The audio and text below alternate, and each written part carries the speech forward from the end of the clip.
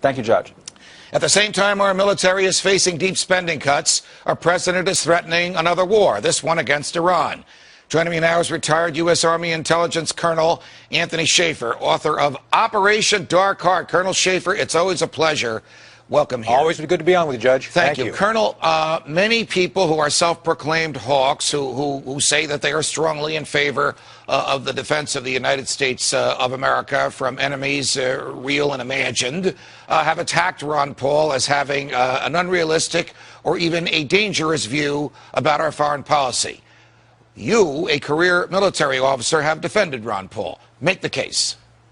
Well, I have. Now, don't forget, Ron Paul and I debated on John Stossel's show back in May, and we have differences. But with that said, he has the most realistic policy regarding Iran, Judge, because of two things. First, the Iranians may already have the bomb, and this rhetoric from the other candidates, you know, Santorum and Romney, is not only uninformed, it's ill-advised. I think it's silly. Secondly, Jim DeMuth even said this: we cannot hope to continue to have an expeditionary military to the size we have based on the fact we just don't have the money. Therefore, you have to be very precise, very realistic in what threats are real.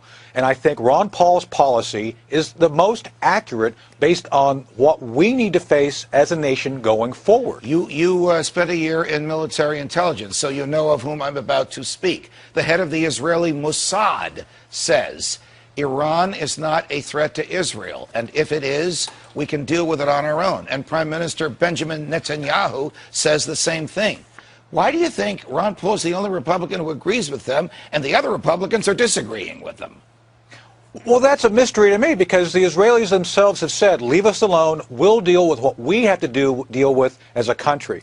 Frankly, right now at this point in time, we need to allow the Israelis to do what they feel necessary to feel secure. I mean, it's their country, it's their issues. With that said, we have to take a realistic look at what we need to hold sacred regarding our own self-interest as a nation.